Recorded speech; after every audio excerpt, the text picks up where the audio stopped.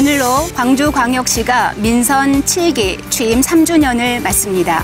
풍요롭고 정의로운 광주, 대한민국의 미래를 선도하는 광주, 그런 광주를 만들겠다던 이용섭 광주시장의 계획과 약속, 잘 지켜지고 있을까요? 반환점을 돈 이용섭 광주시장을 모시고 광주의 오늘과 내일, 그리고 광주다움에 대해 이야기 나눠보겠습니다. 네, 시장님. 예, 안녕하십니까. 만나서 반갑습니다. 반갑습니다. 예, 코로나 수고합니다. 예.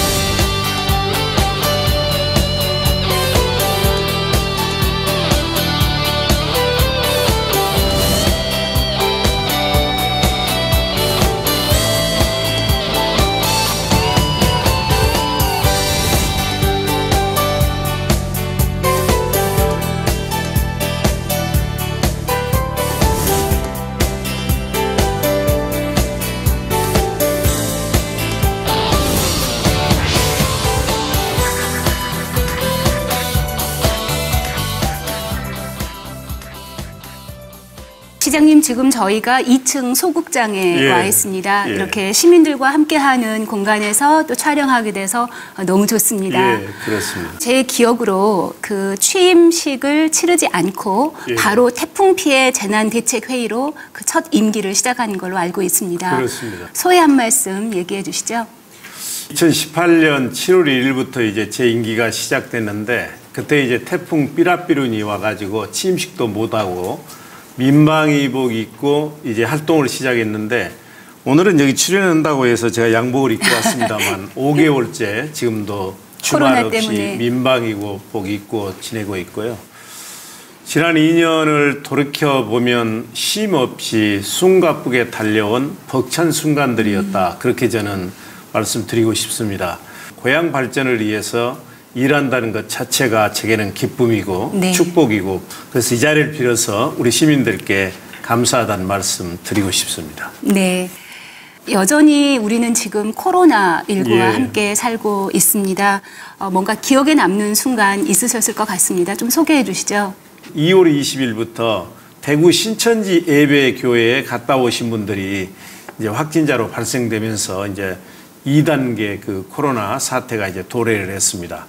그때 이제 기억에 남는 게 뭐냐면, 이제 우리 광주가 신천지 교인들이 참 많습니다. 근데 몇 분이 거기에 다녀오셨는지 우선 그분들을 찾아내서 그분들을 검사를 하고, 그분들하고 접촉했던 분들을 또 찾아내서 검사하고 추가 접촉을 막는 게 매우 중요했습니다.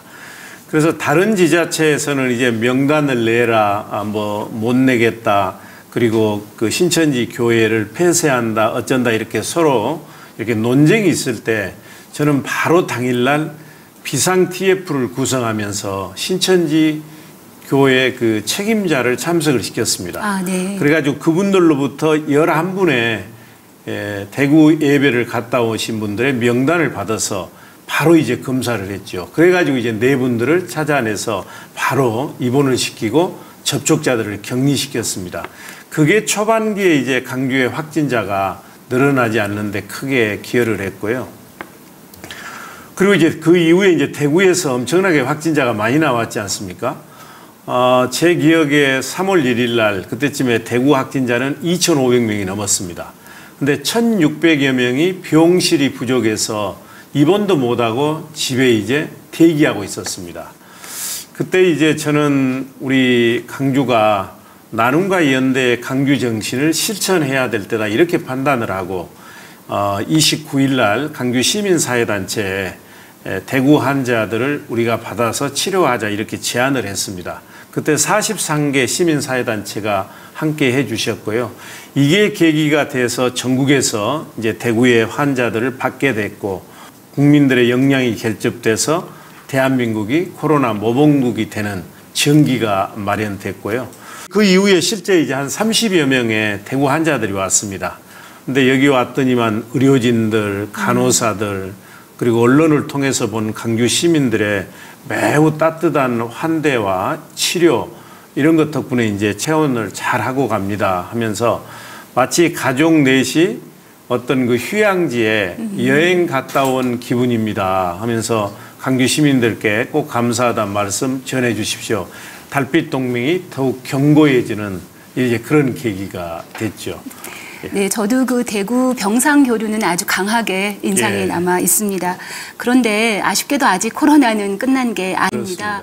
특히나 최일선에 있는 의료진들이 느끼는 바는 남다를 텐데요. 예. 의료진들의 목소리 화면으로 한번 만나보시죠.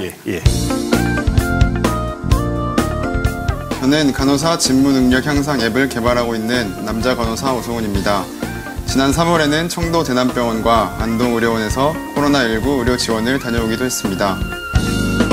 네, 이번 여름 휴가철이 끝나면 이제 코로나가 2차 대유행을 할 거라는 그런 두려움이 있는데요. 혹시 광주에서 그런 병상수라든지 여러 의료 지원 관련해서 어떻게 지금 준비를 하고 계시는지 궁금합니다.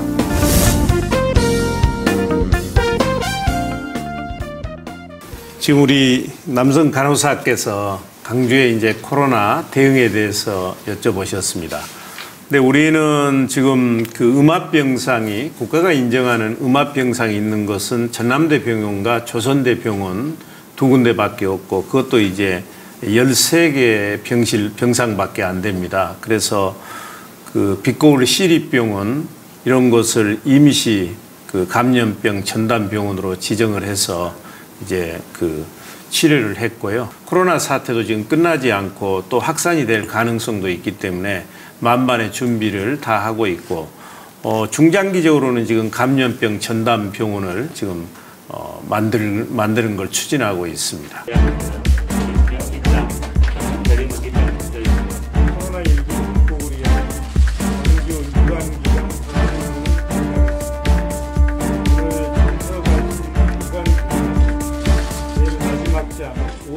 아무래도 코로나는 우리 민생과 경제에 굉장히 큰 직격탄을 날렸다고 해도 과언이 아니죠. 광주시도 그동안 코로나 이후에 총 7차례에 걸쳐서 민생 안정 대책 발표한 것으로 제가 알고 있는데요. 그 7가지 대책 중에서 나름 굉장히 시의적절했다, 이렇게 좋게 평가하시는 거, 또 이거는 조금 더 보완이 필요하지 않냐, 조금 미흡했던 거 나름대로 평가해서 좀 소개해 주신다면요. 이제 우선 이 코로나 같은 사태가 오면 가장 먼저 고통을 당하시는 분들이 재래시장, 골목 상권에 계시는 자영사업자들입니다. 경영 자금이 필요한데 이분들은 담보가 없어요. 그런데 우리 은행에서는 담보가 없으면 돈을 빌려주지 않지 않습니까? 담보가 없는 분들 시에서 보증을 해드리고 또 그리고 대출을 받으면 이자를 우리가 부담해주고 무담보, 무보증, 무이자. 그게 이제 크게 도움이 됐을 겁니다. 그리고 또 하나는 이제 소상공인들이 어려움을 당하면 가장 먼저 생각하는 게 인건비를 줄이기 위해서 직원들을 해고를 합니다. 그런데 그 어려운 여건 속에서도 해고하지 않고 그 직원들을 채용하고 있으면 우리 광주시가 그 직원들의 인건비를 부담해주는 그런 대책도 내놨고 특히 이제 코로나19가 오면서 이 만나는 걸 집회나 대면을 이제 못하도록 했지 않습니까? 그러니까 대면하는 그런 업종은 매우 어려운 거예요. 방문 판매를 한다든지 택시 기사분들이랄지 이런 데는 이제 소득이 급격하게 줄어든 겁니다. 그래서 코로나19로 인해서 소득이 감소한 분들에 대해서는 매달 50만 원씩 해서 3개월 동안 해서 150만 원까지 지원을 하고 있고 물론 이러한 대책들은 본질적인 대책은 아닙니다. 이거는 이제 한시적인 대책이죠. 그래서 지원의 사각지대가 나타나고 있습니다. 그래서 지금까지 7차 대책이 전체 대책이 아니고 그런 사각지대가 있는 데가 발견되면 추가적으로 계속 지원 대책을 내놓도록 그렇게 하겠습니다. 네, 기대하겠습니다.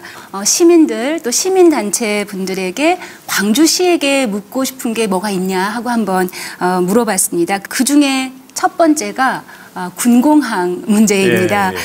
같은 문제를 안고 있는 대구시 같은 경우는 대구 군공항 이전 부지 선정 실무위원회가 개최되기도 했더라고요. 그런데 그거에 비해서 광주시는 조금 시민들이 느끼기에 좀 답답하지 않나. 그렇습니다. 그런데요. 지금 군공항 문제 어떻게 해결의 가닥을 좀 잡고 계신가요? 제가 이제 취임해 놓고 보니까 길게는 수십 년, 짧게는 수년 된 현안 과제들이 참 많았습니다.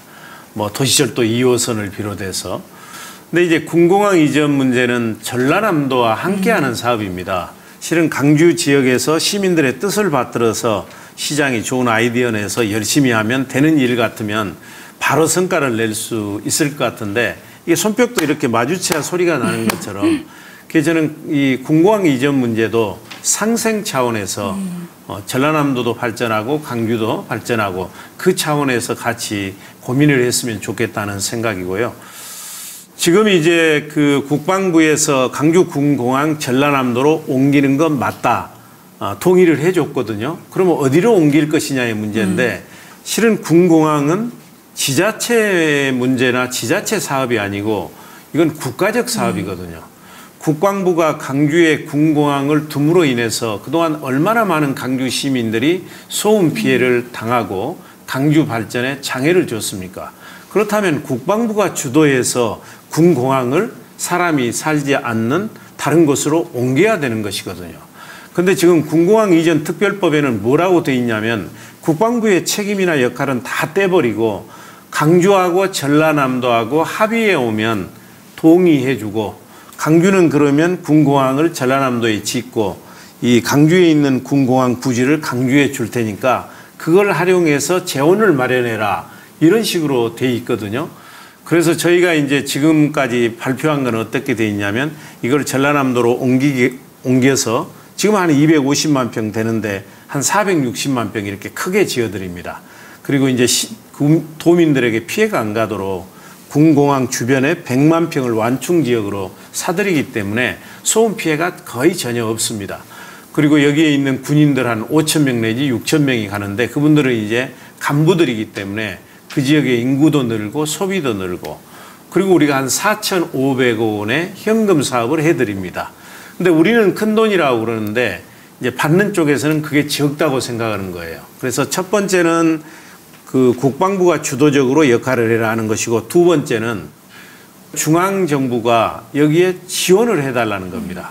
우리가 4,500억을 지원하는데 여기에 한 4,500억 정도 국방부가 지원을 해주면 한 1조 가까이 옮기는 곳에 지원을 해주기 때문에 받는 쪽에서는 이제 훨씬 더 메리트가 되는 것이죠. 그래서 국방부의 책임을 높이고 그리고 지원 인센티브를 늘리는 방법으로 해서 이 전라남도 기초자치단체와 협의를 해서 성과를 내도록 노력을 하겠습니다. 저는 광주경실련에서 도시건축위원장을 맡고 있는 서재영입니다. 광주 경관이 타 도시하고 거의 동일합니다. 도시 경관이 인권의 도시, 문화의 도시, 예술의 도시에 걸맞는 경관이라고 생각하시는지 아니면 거기에 맞는 광주시장님의 특별한 대책이 있으신지 그걸 여쭙고 싶습니다.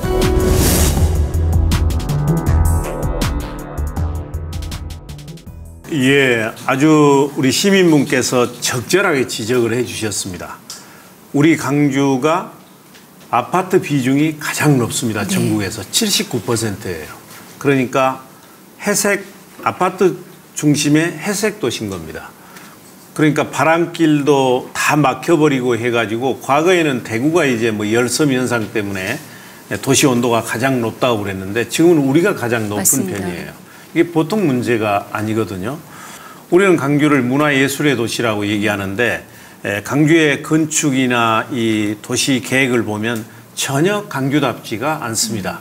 그리고 제가 오면서부터는 고층 아파트를 제한을 했습니다. 그래서 전에는 뭐 무분별하게 막 40몇 층짜리도 올라오고 그러는데 지금은 아파트는 30층, 다른 이제 상업시설은 40층 이상은 못 짓도록 하고 있고요.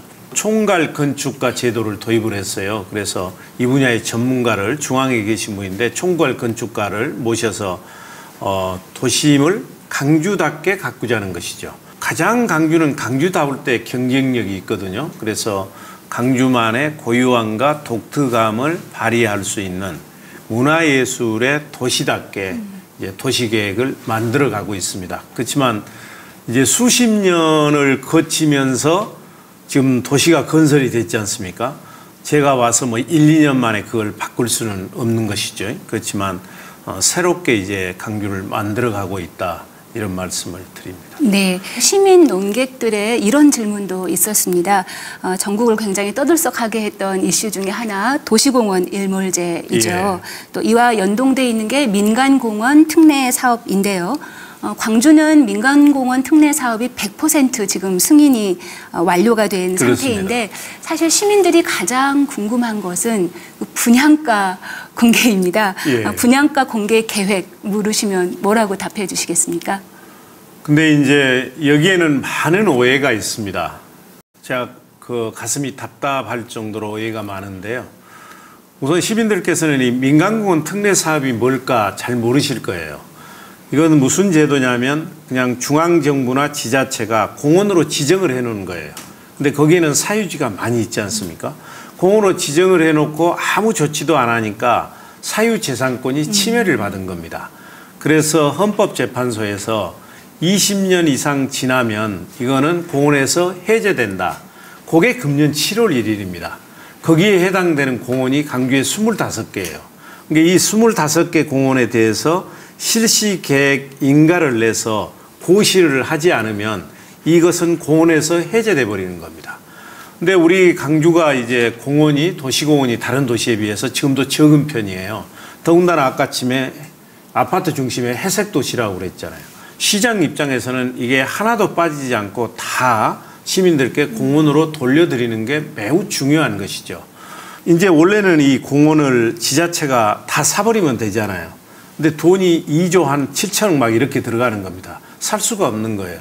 그래서 정부에서 법을 만들어 가지고 공원으로 지정된 면적의 30%까지는 건설업체들이 개발을 해서 아파트를 짓든지 공원 아닌 시설을 해서 그 돈으로 70% 이상을 사서 공원을 지자체에 이렇게 기부 체납하도록 한 겁니다. 다른 도시는 평균이 21%가 아파트 같은 걸 짓는 거예요. 비공원 시설이에요. 바꿔서 얘기하면 지금 공원의 79%만 공원으로 지정해서 시민들에게 돌려주는 겁니다. 우리는 어떠냐? 우리는 9.7%만 공원에서 제외되는 거예요. 그러니까 91%가 시민들에게 공원으로 돌려주는 겁니다. 이거는 엄청난 혁신과 변화를 통하고 민간 거버넌스를 통해서 이루어진 거거든요. 근데 많은 분들이 분양가 올라가면 그 올라간 만큼 건설회사 배만 몰리는 것 아니냐 이렇게 생각을 하는데 그게 아주 잘못된 또 오해예요. 이제 건설업체들은 저희한테 사업을 제안할 때 이익률을 제한을 합니다. 예를 들면 10% 이렇게. 근데 분양가가 높아져 가지고 이익률이 10%가 넘어 나오면 건설업체가 가져가는 게 아니고 그 이익은 강주시에 환원시켜 가지고 공원 사업에 쓰도록 했습니다. 그러니까 시민들에게 혜택이 돌아가는 겁니다. 이것도 전국에서 거의 유일하게 우리만 하고 있는 거예요. 그래도 여전히 분양가가 2천만 원이 되면 그 주변으로까지 조금 영향을 미쳐서 상승 효과가 있지 않냐 이런 우려들도 있거든요, 사실. 예. 근데 이제 아파트의 분양가라고 하는 것은 입지를 비롯해서 그 아파트가 가지고 있는 장점을 반영해서 올라가는 것이거든요. 근데 아무래도 이제 공원 옆에 지어지는 아파트의 경우에는 쾌적한 환경을 가지고 있기 때문에 다른 지역보다는 좀 높은 분양가가 형성될 수밖에 없습니다. 제가 시장으로서 걱정하는 것은 그 높은 분양가가 다른 분양가에 영향을 미치지 않을까 그 부분이거든요. 그래서 저희가 그런 지역은 고분양가 관리 지역으로 지정을 해놨습니다. 고분양가 관리 지역으로 되면 어떻게 되느냐 하면 분양된 가격보다 일정 수준 이상 높게 받을 수가 없습니다. 또 이제 세 번째는 이런 사업들의 경우에는 건설업체가 하다가 이익이 안 날 것 같으면 우리 못하겠습니다 이렇게 손을 털어버릴 수도 있거든요. 그러면 이제 보통 문제가 아니죠. 그래서 우리 강주시는 유일하게 그런 일이 발생하지 않도록 토지 보상비의 10%를 강주시에 적립하도록 했어요. 그래가지고 아주 성공적으로 시범적으로 잘 진행되고 있는데 또 이게 문제가 있다 해서 고발을 하고 하는 과정에서 우여곡절이 있었습니다만 어찌됐든 지난 6월 18일까지 해서 실시계획 인가가 다 끝나고 고시까지 했기 때문에 고스란히 24개 공원을 시민들에게 되돌려 드릴 수 있게 된 것입니다. 네. 계속해서 시민 논객들이 궁금해하는 광주시 현안 하나 더 확인하고 가시죠. 예. 저는 광주 경실련의 오주섭 사무처장입니다. 민선 7기 광주시의 현안 중에 특히 어등산 문제가 16년째 표류 중이어서 이 부분을 좀 더 집중적으로 들여다보고 있습니다. 어등산 관광단지 조성 사업을 앞으로 어떻게 추진해 나갈 것인지에 대해서 질문 드리고 싶습니다. 그리고 이 어등산 관광단지 조성 사업을 추진하다 보면 지역 소상공인들하고 갈등이 필연적으로 발생할 텐데 이 지역 상인들과의 갈등도 어떻게 풀어나갈 것인지에 대해서 질문을 드리고 싶습니다.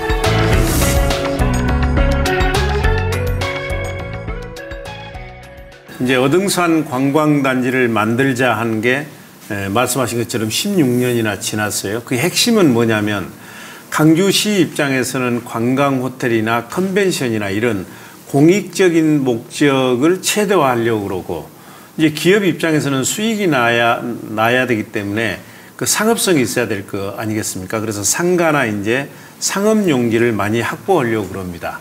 그게 중요한 건 공공성과 수익성을 어떻게 균형 있게 조화시키느냐의 문제인데 제가 와서 2차례나 이제 우선 협상 대상자가 선정이 됐습니다. 그런데도 도저히 이윤이 나지 않는다 해가지고 그분들이 포기를 했거든요. 그래서 현재는 공공성을 훼손하지 않으면서도 기업이 수익성을 어느 정도는 낼 수 있는 방안을 마련해서 현재 시민사회단체 그리고 주변 자영업자들로 구성된 비상대책위원회와 협의를 하고 있습니다. 그래서 금년 중에 이제 모두를 만족시킬 수 있는 그런 대안을 가지고 착공을 하려고 준비 중이다. 이렇게 답변 드리겠습니다. 이제 경제 이야기로 조금 넘어가 볼까 하는데요. 최근 광주시의 경제 관련 이슈라고 하면 아무래도 경제 자유구역 지정 아닌가 싶습니다. 시장님 공약 1호 사항이기도 하더라고요. 시민들이 체감할 수 있는 변화가 어떤 것이 있을까요? 예, 이제 경제 자유구역은 우리 광주에서는 이제 최초입니다. 호남권에서도 17년 만에 지정이 된 겁니다. 이번에 지정이 됐는데 4군데가 지정이 됐습니다. 그러니까 빅그린 산단. 이 빅그린 산단은 광주형 자동차 공장이 들어가는 데 아니겠습니까? 네. 그리고 또 이제 첨단 3지구라 해서 여기는 인공지능 집적단지가 들어가는 곳입니다. 그리고 남구에 있는 에너지밸리 일반 산단과 도시첨단 산단이 들어가는 곳입니다. 이거는 이제 에너지 신산업을 육성하고 그리고 우리가 탈탄소 에너지 자립도시를 지향하고 있는데 그런 이제 그 기능과 역할을 하는 곳입니다. 여기 이제 132만 평이 지정이 됐어요. 큰 의미가 있는 게 원래 이제 이런 그 경제 자유구역은 과거에는 그냥 허벌판에다 지정을 했습니다. 그래가지고 그걸 개발을 하고 용도도 바꾸고 이러다 보니까 성과가 나오기까지 막 10년 이상 걸리고 근데 우리는 이미 공단이나 산업단지가 다 완성되는 지역에 그리고 아까 말씀드린 것처럼 인공지능이랄지 상생형 일자리랄지 에너지랄지 매우 핵심 산업이 들어가기 때문에 바로 효과가 나타나고 그리고 조기에 큰 성과가 창출이 될 것입니다. 방금 말씀해 주기도 하셨는데 또 인공지능 경제자유구역과 관련되기도 한데요. 특히 미래 경제와 관련돼서 아주 보도가 많이 되고 있는 영역 중에 하나입니다. 광주시가 그리고 있는 인공지능 선도도시의 비전이랄까요? 조금 소개해 주시죠. 우리 광주는 정의로운 도시이지만 경제적으로는 많이 낙후됐던 게 사실입니다. 그러니까 2012년부터 일자리가 부족하고 살기가 팍팍하니까 젊은이들이 광주를 떠나는 겁니다. 그래서 이제 떠나는 광주에서 돌아오는 광주, 찾아오는 광주를 만드는 게 매우 중요하지 않습니까?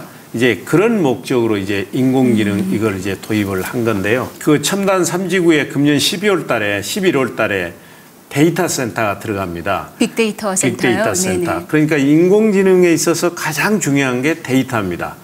현재 우리나라에 있는 모든 민간 데이터 그리고 모든 공공 데이터를 일시에 다 집어넣어줘도 절반이 차지가 않습니다. 그렇게 큽니다. 엄청난 이제 성능을 가진 슈퍼 컴퓨팅 시스템이 구축이 되는데 자동차 그리고 한전이 있기 때문에 에너지 그리고 헬스케어 광주는 또 문화도시이지 않습니까? 그래서 문화 콘텐츠 이 4개를 인공지능과 접목시켜 가지고 광주만의 고유하고 독특한 경쟁력을 그렇게 확보하려고 생각 중이고요. 저는 인공지능 음악을 추천해주는 앱을 만드는 정우주입니다. 사용자의 감정이나 상황을 인식해서 음악을 골라주는 저희 프로그램에 디즈니, 몬스터 등의 미국 콘텐츠 기업이 관심을 보이고 기술 이전 계약 등을 성사시키면서 기술력을 인정받고 있습니다.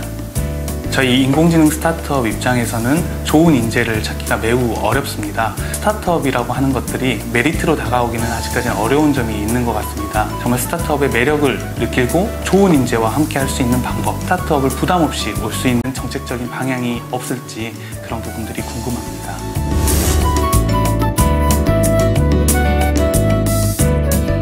어찌 보면 인공지능의 핵심은 인재 경쟁입니다.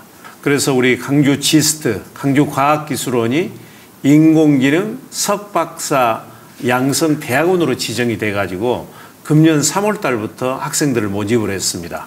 그리고 전남대, 조선대, 호남대에도 인공지능 그 학생들을 지금 양성하고 있고 인공지능 사관학교를 개설을 했습니다. 그래서 7월 2일 날 이제 개관을 하는데요. 이번에 180명 모집에 1,045명이 왔습니다. 네. 한 절반 정도는 이제 중앙에 있는 역량이 있는 젊은이들이 지원을 한 겁니다. 그리고 이제 투자 유치는 아직 지금 거의 시작 단계인데도 세계적인 경쟁력 있는 AI 기업 15개하고 우리가 MOU를 체결을 했고 그중에 8개 기업들이 강주에 법인을 설립했거나 연구소를 개소하는 둥기를 이미 틀었습니다. 그래서 코로나 사태로 전국이 코로나와 사투를 벌이고 있는 중에서도 강주의 인공지능 시계는 멈추지 않고 잘 가고 있다. 또 광주 경제하면 광주형 일자리 빼놓을 수 없을 텐데요. 최근에 전국 최초로 상생형 일자리로 또 선정이 되기도 했습니다. 광주형 일자리 사업 지금 어느 정도까지 와 있나요? 작년 12월 26일 날 대한민국에서는 23년 만에 자동차 공장 착공식을 가졌습니다. 현재는 이제 공장이 건설 중에 있고요. 공정률이 한 30% 됩니다. 네. 내년 9월 달에 10만 대 양산 체제에 들어가는데 그 계획에 맞추기 위해서 차질 없이 잘 공장이 건설되고 있다. 그게 빅그린 산단이죠? 예, 빅그린 산단에 만들어지고 있습니다. 그러면 이게 왜 그렇게 대통령, 정치권, 온 국민이 이 강주형 일자리를 지원하는 것일까? 그게 이제 궁금하지 않습니까? 이제 한국 경제의 고질적인 문제가 뭐냐면 고비용 저효율입니다. 그렇기 때문에 한국에서 공장을 지으면 수익이 나지 않기 때문에 23년 동안 한국에서 자동차 공장을 만들지 않고 중국으로, 베트남으로, 동남아로 다 간 겁니다. 근데 그 중에 중요한 게 인건비고 이제 노사 갈등이거든요. 지금 완성차 공장의 평균 인건비가 9천만 원이 넘습니다. 근데 우리 이 강주형 일자리 사업은 3,500만 원입니다. 그렇기 때문에 이제 경쟁력이 있는 것이죠. 그 대신 물론 3,500만 원이 초임 연봉으로 해서 강주에서 그렇게 낮은 것은 아니지만 동종업종에 비하면 낮지 않습니까? 그래서 기업은 3,500만 원을 주지만 중앙정부와 강주 지자체가 사회적 임금을 드립니다. 무슨 얘기냐면 노동자들이 가장 목돈이 들어가는 게 주택이거든요. 그래서 LH공사와 행복주택을 지어서 제공을 해드리고 그 다음은 이제 아이 낳으면 보육이 가장 많이 들잖아요. 그래서 어린이집을 비롯해서 보육시설 지어드리고 문화체육시설 지어드리고 이렇게 해서 급여는 연봉 3,500만 원이지만 이 삶의 질은 아까 말씀드렸던 9천만 원 이상 받는 분하고 비슷하게 맞춰드리는 겁니다. 이렇게 되면 무슨 효과가 있냐면 노동자에게는 안정된 일자리가 생기고 기업은 이제 이윤이 나기 때문에 경쟁력이 생기고 강주시는 이제 고용률이 올라가는 겁니다. 일부 언론을 보신 분들께서는 그동안 노동계가 상생의 그 개념이 사라지고 있다 해서 이렇게 탈퇴를 했다 들어오시기도 하고 그랬거든요. 근데 지금은 시스템이 갖춰져 있기 때문에 앞으로는 그런 일이 없이 잘 진행될 거라고 생각을 하고요. 그런데 그게 꼭 장밋빛만은 아닌 것이 최근에 보도를 통해 보니까 이 선도기업 중 일부가 뭐 희망 퇴직을 받는다든지 아니면 복수 노조 문제로 어떤 갈등을 빚는다든지 그래서 노조와 관련된 문제가 쉽지만은 않겠다 이런 우려의 목소리들도 있더군요. 그렇습니다. 이제 노사 상생이라고 하는 게 말처럼 쉽지가 않습니다. 근데 이제 노사 상생이 되지 않으면 앞으로 대한민국 경제의 미래는 없습니다. 코로나19 사태로 인해서 세계적으로 자동차 공장이 다 문을 닫았습니다. 우리 기아 자동차 공장도 이제 각 지금 제대로 생산에 못 들어가고 있지 않습니까? 그 회사가 이제 부품 공장인데 그러다 보니까 일감이 없어서 이제 일부 직원들을 그 희망퇴직을 받는 과정에서 이제 빚어진 문제인데 예, 슬기롭게 잘 수습되리라고 생각을 하고요. 다만 아직도 노와 사가 이해관계가 첨예하게 대립되기 때문에 이걸 조정하는 게 쉽지가 않습니다. 그래서 얼마 전에 노동계가 저희에게 제안을 해서 상생 일자리 재단이라는 걸 강조해서 만듭니다. 그래서 이 상생 일자리 재단은 노와 사 간에 갈등이 있을 때 분쟁을 조정도 해주고 그래서 그야말로 광주가 노사 상생 도시가 될 수 있도록 뒷받침하는 그런 이제 재단이 곧 만들어질 것입니다. 다음 이제 청년 문제 한번 넘어가 볼까요? 청년 정책 관련돼서 일자리 지원 사업은 크게 드림 사업 또 청년 일자리 사업으로 나뉘더군요. 사실 청년 일자리 문제는 광주의 미래와 연결돼 있다 이렇게 얘기할 수 있습니다. 당사자들의 목소리 그렇습니다. 먼저 한번 듣고 말씀 듣도록 하겠습니다. 저는 만 15세부터 39세 미만의 청년 누구나 가입할 수 있는 세대별 노동조합 광주 청년유니온의 위원장 김설입니다. 광주 청년드림 사업이 광주시의 청년정책의 가장 대표적인 사업일 텐데요. 5개월이라고 하는 짧은 시간 동안의 어떤 일자리 사업이라고 하는 것이 광주의 청년들에게 일자리에서 안정감을 조금 줄 수 있을까? 그리고 또 광주가 유별나게 다른 지역보다 처음 취업하는 청년들이 한 50% 정도가 인적 네트워크를 통해서 취업을 한다고 하더라고요. 그 인적 네트워크가 없는 청년들은 어떻게 하지? 일자리의 질과 그리고 일자리에 대한 접근성 이 두 마리의 토끼를 좀 다 잡을 수 있는 좀 획기적인 일자리 대책이 필요하지 않을까 싶습니다.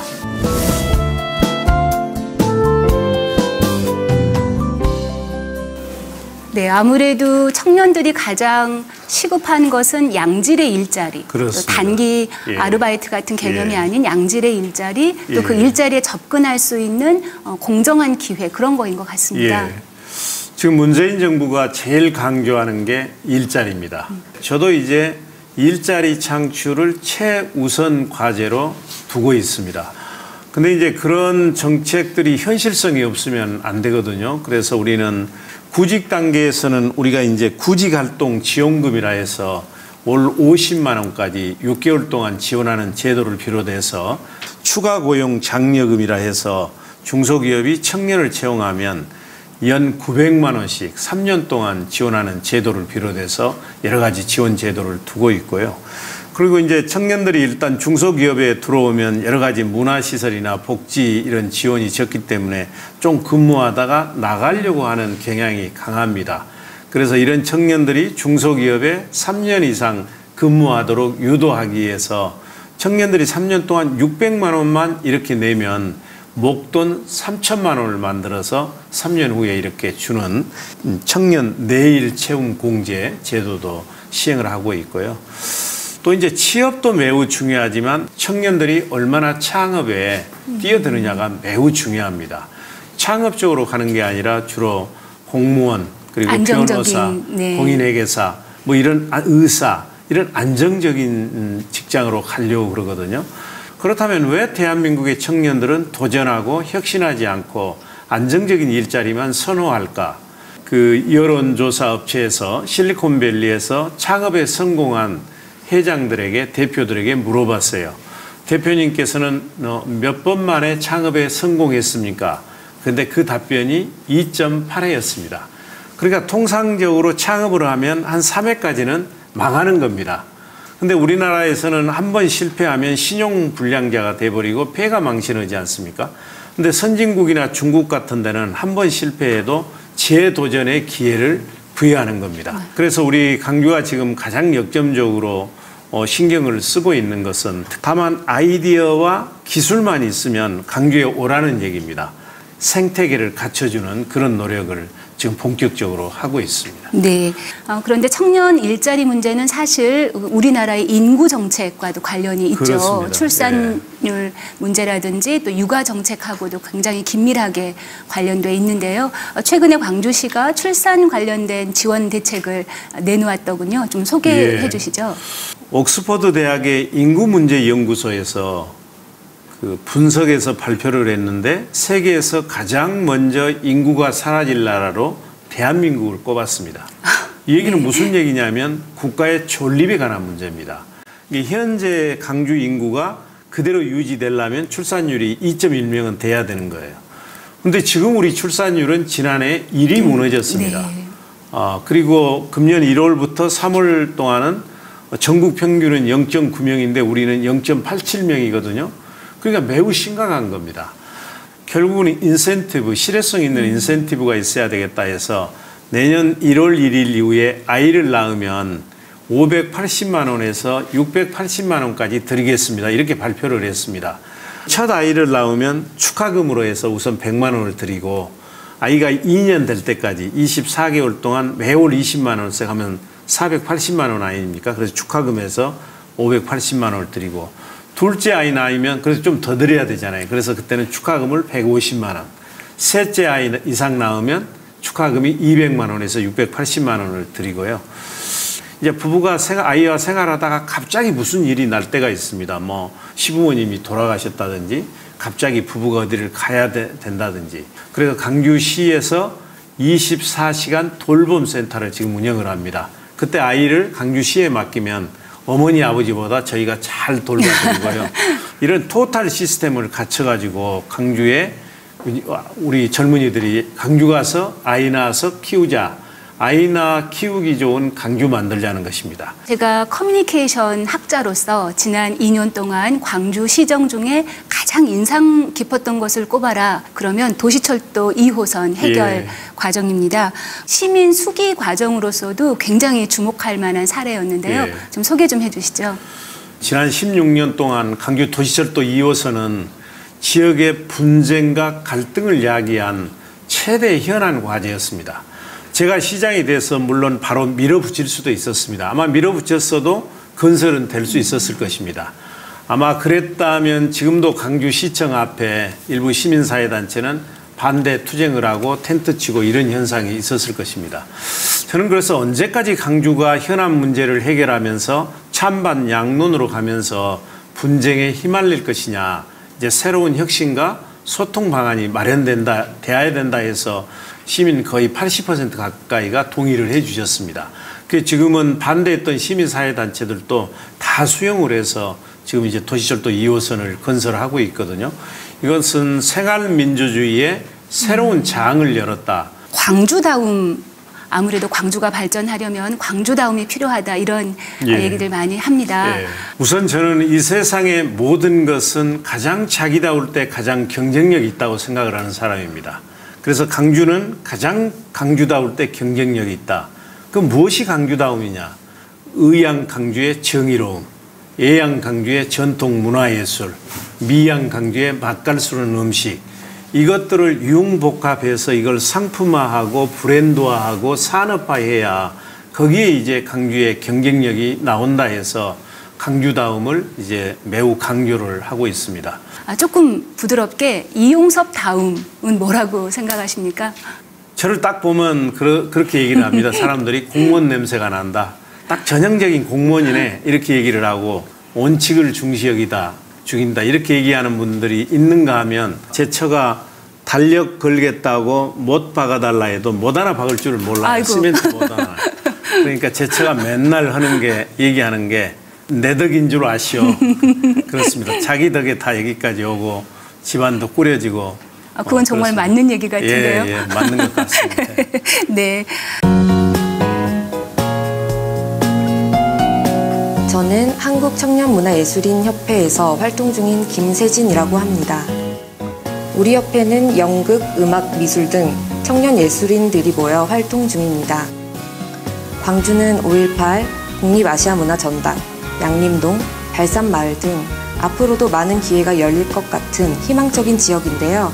제가 느끼기에는 예술인들과 행정가들의 사이에 뭔가 매개자 역할이 좀 필요할 것 같아요. 그런 부분은 어떻게 해결하실 건지 궁금합니다.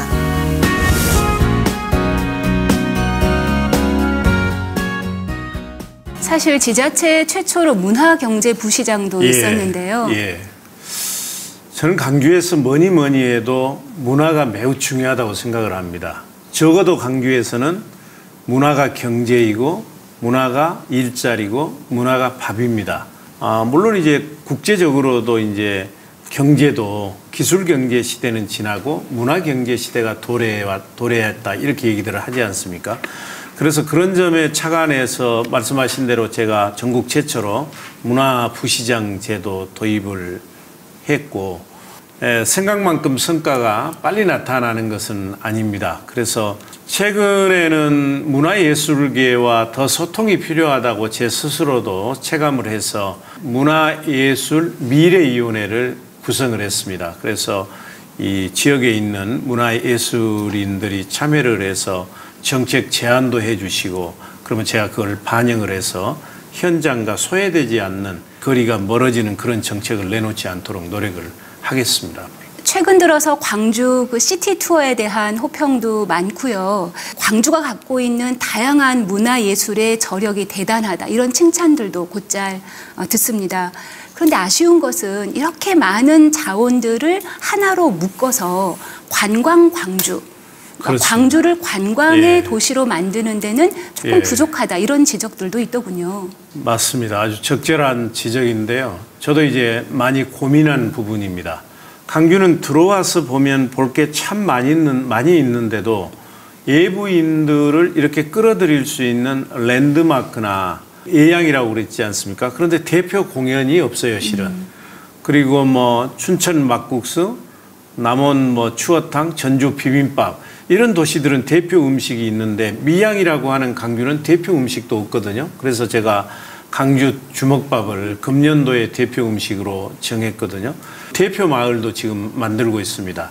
전주에 가면 한옥마을이 있는 것처럼 우리 동명동을 광주의 문화마을, 그리고 충효동을 광주의 생태마을 이렇게 만들고 있고, 그래서 어등산 관광단지도 빨리 조성이 되면 그런 데 기여를 할 수 있을 것입니다.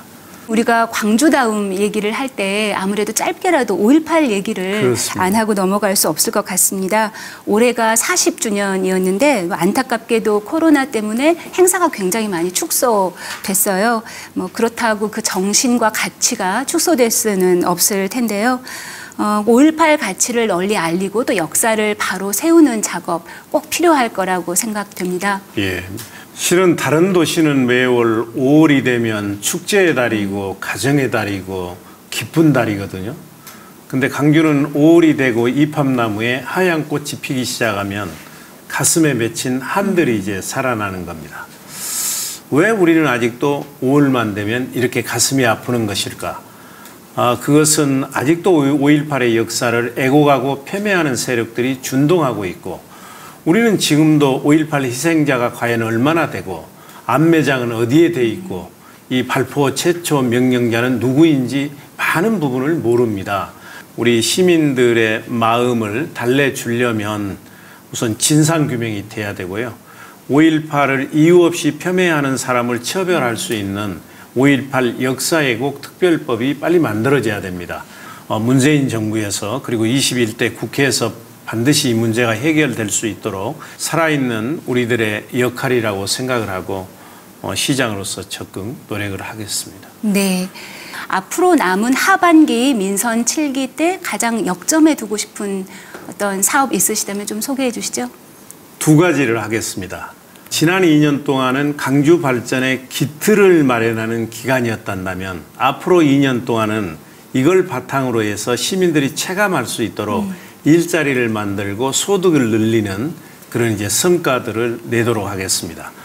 두 번째는 코로나19와 코로나19 이전과 이후 간에 엄청나게 세상이 바뀔 것입니다. 포스트 코로나 시대를 대비해야 됩니다.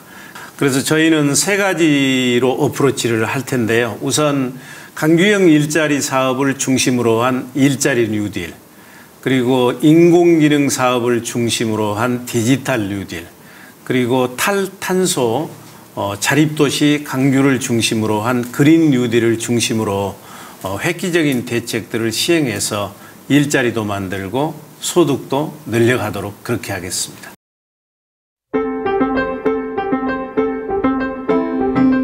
제가 꿈꾸는 광주는 지금 코로나 때문에 많은 시민분들이 불안과 걱정 속에 있으신데 그 가운데 서로 배려하는 모습이었으면 좋겠습니다. 공기, 환경이 좋은 광주였으면 좋겠어요. 거리가 깨끗하고 교통도 혼잡하지 않은 광주 어디서나 무등산이 잘 보이는 도시입니다. 젊은 사람이 일자리가 많아야 되고 본인들이 생각하고 있는 비전과 그 비전에 맞는 기업과 서로 맞춤형으로 졸업한 후에도 광주에서 함께 그 미래를 할 수 있는 예술하는 젊은 사람들이 좀 많이 활동할 수 있는 고3으로서 불안한 것도 많고 확실히 학교를 안 가니까 다양한 문화와 놀거리가 더 많았으면 좋겠습니다. 타 지방 사람이나 외국인들에게 소개할 수 있는 그런 게 없더라고요. 테마적인 게. 육아와 일을 병행할 수 있게끔 어린아이들을 위한 복지가 많이 부족한 것 같아요. 사교육을 받지 않고도 공교육만으로도 충분히 학교 수업을 좀 따라갈 수 있었으면 하는 올팔의 역사, 그 정신을 잘 계승하는 혁신과 기술로서 성장을 거듭해 나가는 활발한 도시가 됐으면 좋겠습니다. 진정으로 노동이 존중받는 일하기 좋은 도시, 그리고 공정함과 정의가 살아있는 빛고울 광주가 되었으면 하는 그런 바람을 가지고 있습니다. 네, 광주 시민들이 꿈꾸는 각자의 위치에서 꿈꾸는 광주의 모습이었는데 잘 들으셨죠? 그렇습니다. 애정을 바탕으로 한 쓴소리 주셨는데요.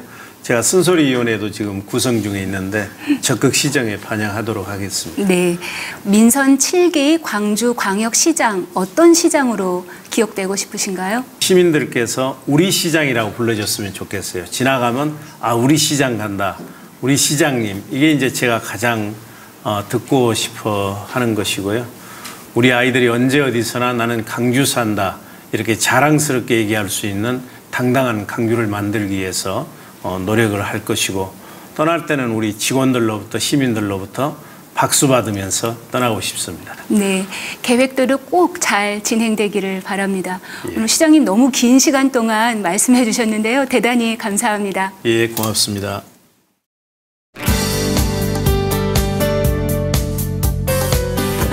네. 생각보다 종류가 굉장히 많습니다. 네. 좀 컸네요, 이거.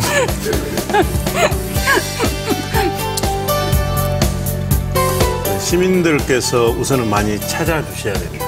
네, 네. 그래서 저는 꼭 주먹밥 먹어요. 아, 그러세요?